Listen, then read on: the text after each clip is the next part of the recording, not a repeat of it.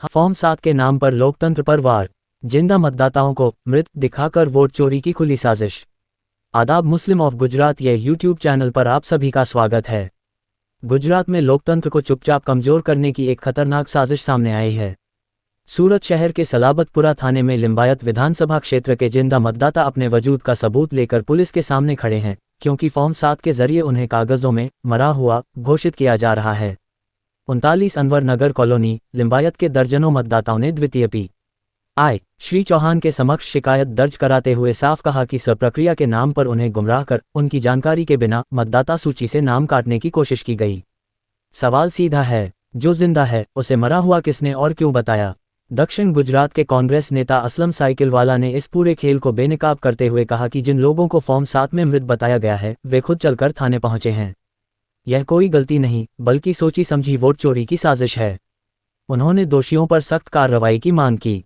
गुजरात कांग्रेस नेता एवं पूर्व विधायक गयासुद्दीन शेख ने चेतावनी भरे लहजे में कहा कि फॉर्म 7 को हथियार बनाकर खास इलाकों और मुस्लिम समुदाय के मतदाताओं को निशाना बनाया जा रहा है।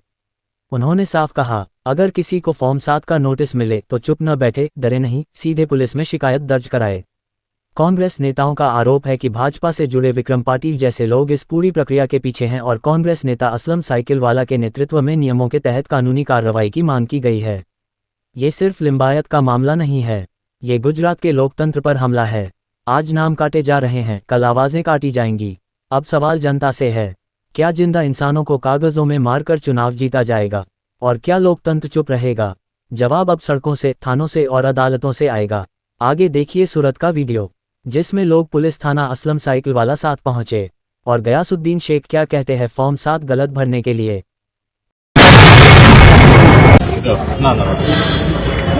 विक्रम भूपत पाटिल કરીને છે ફોર્મ નંબર 7 એને ભાઈ કે જે જીવિત માણસ એને ફોર્મ ભરીને આપી દીધું કે આ માણસ મર્યું જેનું નામ દર્જ એને સ્પષ્ટપણે એકરારનામું લખેલું છે ચૂંટણી પંચ કે જે ફરિયાદ કરે એને પુરાવા આપવા નહીં આપી શકે, વગર પુરાવે રજૂઆત કરે તો નહીં કરતી પ્રજાની જોગવાઈ કાયદેસર ફોજદારી ગુનો બને।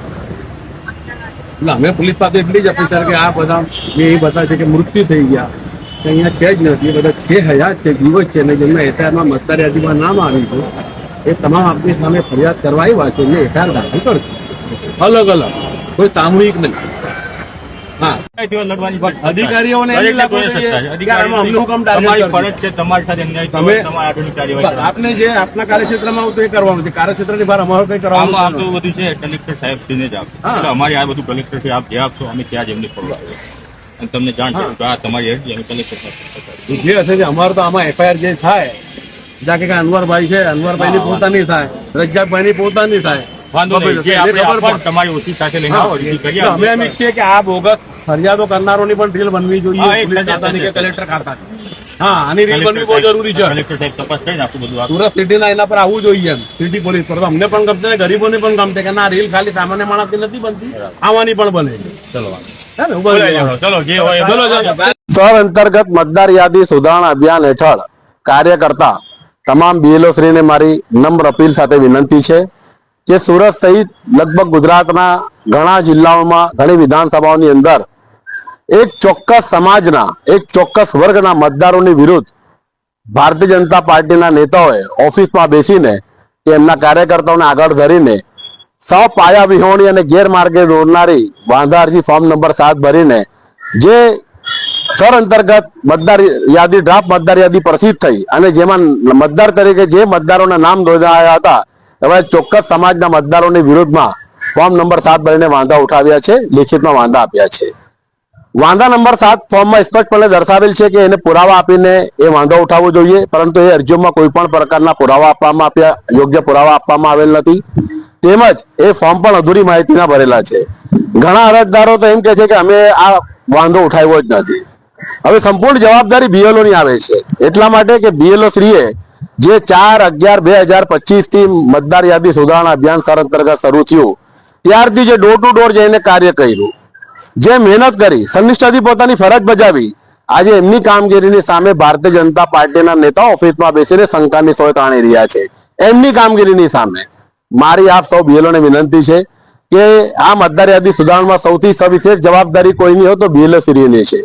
આપને મેં આગળ પણ કીધું હતું એ ખોટું કરવું નહીં અને સાચા મતદારની સાથે ન્યાય કરવું, સાચો મતદાર રહી નહીં જાય અને ખોટો મતદાર એમાં નામ નોંધાય નહીં, જેને તકેદારી રાખજો.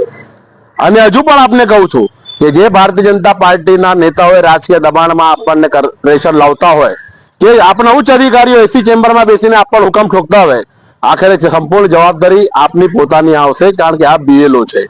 એટલે આપ વેરિફિકેશન પણ કરવું હોય તો ચોકસાઈપૂર્વક કરો, સારી રીતે કરો.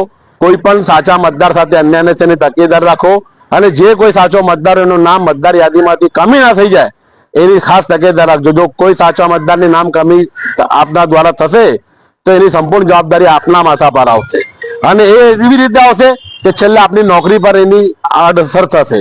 હું આપને હજુ કહું છું કે ભારતીય જનતા પાર્ટીના નેતાઓ, આપની આ સરકારી નોકરી છે, સરકારી નોકરીમાં આપના પરિવારનું સારી રીતે ગુજરાન ચાલે છે.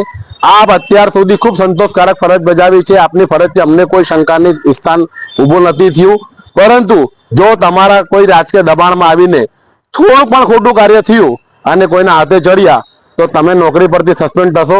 તો ભારતીય જનતા પાર્ટીના નેતાઓ કોઈ કમલમમાં કે પંડિત દીનદયાળ ભવનમાં આપને આટલી ઉચ્ચ પગારની નોકરી અપાઈ શકવાના નથી.